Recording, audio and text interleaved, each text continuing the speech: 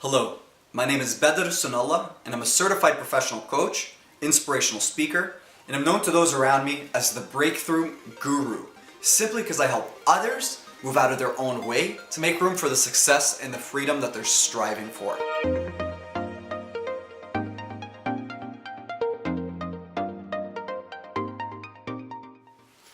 I'm here today to shed some light on a crucial problem that most of us aren't even aware of. You see, almost all of us self-sabotage ourselves without even knowing it. You see this all the time in both business and in life. For example, in business, you'll find that the startup entrepreneur, or the entrepreneur who's just getting himself or herself established, will oftentimes stretch themselves too thin, where they start handling all sorts of different aspects of the business without really focusing on the tasks that will really drive their business forward, which is a form of self-sabotage. Other times, you'll find when it comes time to do a business merger.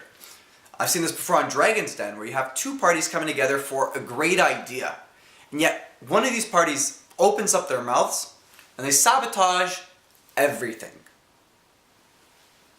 More often in life, you'll find that most people don't necessarily believe in themselves, right? Or they find themselves to be far less capable, or they believe themselves to be far less capable than they actually are. So to further illustrate this point, I'd love to share with you a personal story of mine. At 18 years old, it was with much excitement that I became the first person within my immediate family to become an entrepreneur.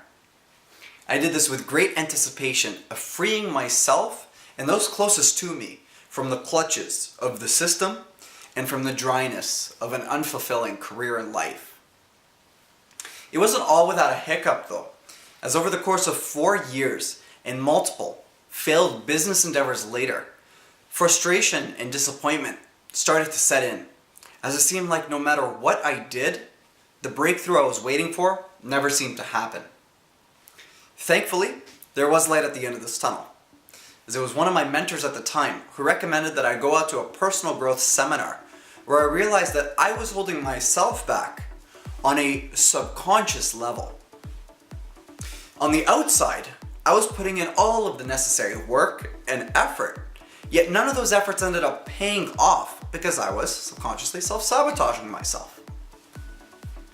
That weekend ended up showing me huge insights as to how our minds actually work, and it ended up sparking my passion of being a coach and of helping to realign others with the success that they're looking for.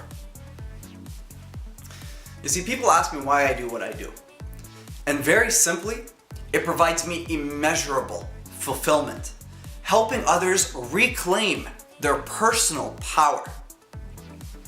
It truly warms my heart, equipping others with the necessary tools and knowledge to be able to break through whatever their life circumstances are, so that they may live free, sharing their gifts, sharing their message, and having the kind of impact that they know they're capable of. So, having learned from some of the greatest coaches and some of the biggest names in personal and professional growth and development, I've come to find that there's 5 things that each and every single one of us does that holds us back from success. Those things are: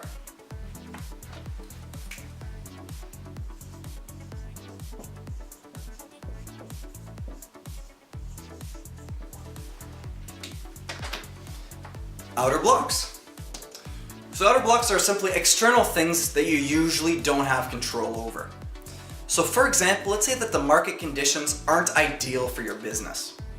One person may look at this and knowingly work through these factors and still create a successful outcome for their business. Meanwhile, another person can look at this and be paralyzed in light of these conditions, or may not even see success in light of them, and in this sense, this outer block has become an internal block. So other examples can include not having the money or the resources to start a business, not having the practical skills or the necessary skills to be able to perform a particular task, or not having the time or knowledge to do something.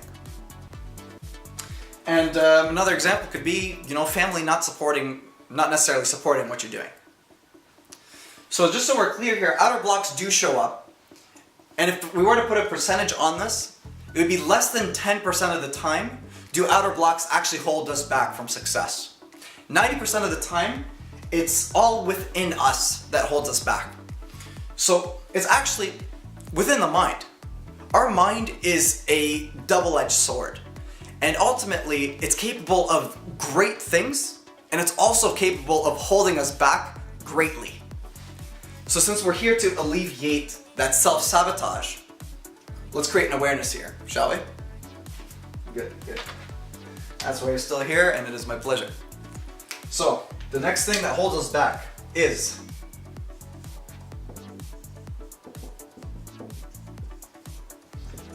and this is the first within us. Limiting beliefs. So what's a limiting belief? Very simply, it's something that you believe about life, about yourself, about the world, and about the people in it that holds you back or that limits you in some way. Common examples include, I can't do this, right? Or I don't have the time, I don't have the money. If I pursue my own interests, then my relationships will suffer. It's too late for me to change, or it's too late for me to change careers, right? So these are all examples of limiting beliefs. And as you can see, there's some pretty crazy things that we tell ourselves. And this actually ties in perfectly with the next thing that holds us back, which is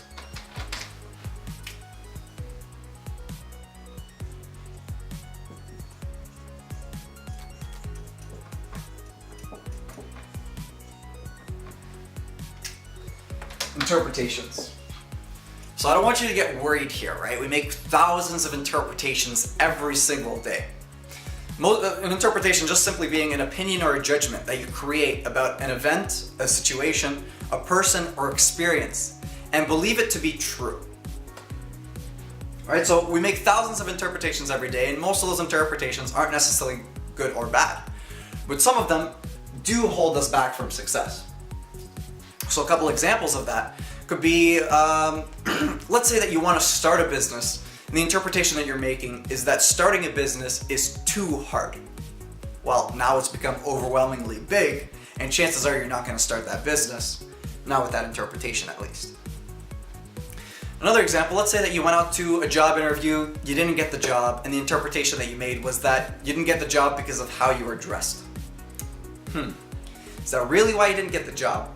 Right? That interpretation holds you back from looking at the situation more objectively, from actually learning from the experience. Another interpretation example, I've had people come up to my workshop, and as soon as they come in and they see that I'm the one doing the speaking, immediately I can see within their eyes that they've made an interpretation that holds them back from really experiencing the event fully. That is, of course, until I get around to this stuff where I can see that they challenge that interpretation, they're open to learning, and they embrace the experience fully. So the next thing that holds us back is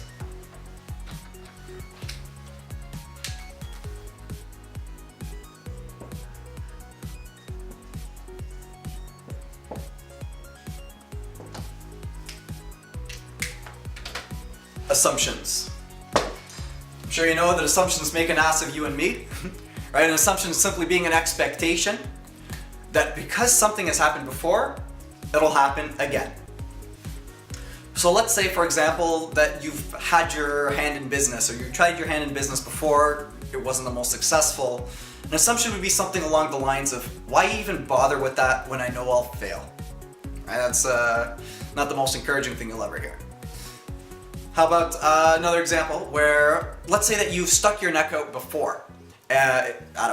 It could be in a classroom, in a social setting, in a meeting, somewhere where you stuck your neck out and you got embarrassed and shut down for it. An assumption would be something along the lines of, don't bother sticking your neck out. You'll only get hurt. And of course that assumption holds you back from really experiencing that moment fully. So moving right along here, the last thing that holds us back are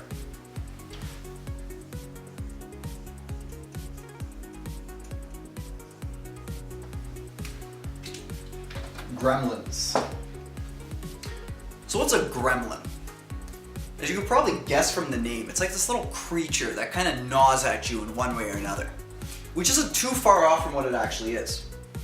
Your gremlin is your own inner critic that tells you in one way or another that you're not good enough. So those things could be, you know, you're not talented enough, I'm not skilled enough, I don't know enough. I know for me it was I'm too young. It was a combination of those things and I'm too young that held me back from success. So this gremlin here, this is a big guy, right? Like this is what holds most people back from success in just about every aspect of life. Don't worry though, we're gonna get around to how to break through these guys. So here's the problem. And luckily for us, I wouldn't ever present to you a problem without presenting tactile and practical solutions. So how do we break through these guys? Well, for starters, with the outer blocks. Since the very nature of outer blocks is that they're so diverse and so varied that there's no one way to deal with outer blocks. And really, you know your life better than anyone else. What I could recommend for dealing with outer blocks is to have a whole bunch of strategies. Look at, 3 different strategies that you can use, or 3 different ways of being able to break through your outer blocks and ultimately, take those steps and find what works for you. The next ones here are all within us, right? This is more within my backyard. And ultimately, if you haven't got a piece of paper and a pen already, I would recommend you do, because this is how we break through our energy blockers.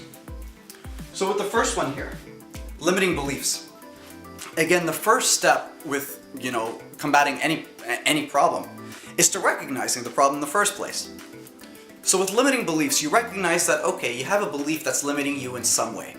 The first step is to challenge it. So you can ask yourself, how true is that idea really? Right? Or how true is that belief really? Where did you get that idea from? And once you feel you've sufficiently challenged that idea, ask yourself, what would it take to let go of this belief? And how could you put that into action immediately? And that's how we break through our limiting beliefs. In terms of interpretations, along the same lines, right? You recognize that, okay, in this moment, right? Because we're observing our reality in every moment. You recognize that you're making an interpretation that's holding you back in some way. Very simply, ask yourself, what's another way to look at this? You looked at it from here, it didn't work. Okay, what's another way to look at it? It works exactly the same way with your past experiences. Right? We know that we are a product of our beliefs and we are a product of our past. So, ultimately, most of us, we have certain stories that we tell ourselves that are more hurtful than anything. And of course, when it's like that, it's not necessarily serving us. So to be able to release that energy, we simply look at the situation in a different way. Well, what's another way to look at that? This is how we release interpretations that don't work for us. In terms of assumptions, there's 3 steps to this, right? The first step, you've got it, recognizing the problem. You recognize that, okay, there is an assumption here. Let's say, for example, the assumption is, why bother with New Year's resolutions, because I know that I'm not going to follow through anyways. So you recognize that, okay, that's the assumption. The second step is to ask yourself, right, is to challenge it. Ask yourself, just because that was true before, why must it happen again? And the third step is to consciously choose to let the assumption go so that you may take positive action. So how do we release the gremlin? So there's quite a few different pieces to this, right? The first is to recognize the purpose of the gremlin. The gremlin is only a small part of your psyche, and it's there to hold you back from potentially hurting yourself, right? It favors safety over other things, and sadly that means, holding you back from success, right? So in some of the deeper work that I do with my clients, I actually help them repurpose their gremlins so it actually works for them rather than against them. But for now, what you can do is, because you recognize that the gremlin is only a part of you. It is not you, it is just a part of you. The first step in disassociating yourself with that gremlin is to go ahead and name your gremlin. And just a cautionary note here, make sure not to name it after anybody that you know. So you got a name yet?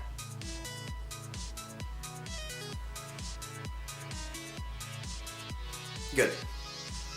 So next time that your gremlin, he, she, it shows up, tell it, hey, take a hike. I'm busy playing big. So this is how you deal with your energy blockers, right? I call them the energy blockers because they hold you back from taking positive action. They hold your energy back, right? So there you are. You're now that much more equipped to be able to break through what holds most people back from success. And what I can share with you from personal experience is, having mastered the art of breaking through these energy blockers, I've come to literally conquer my mind, and I'm no longer a victim to my own inner self-talk.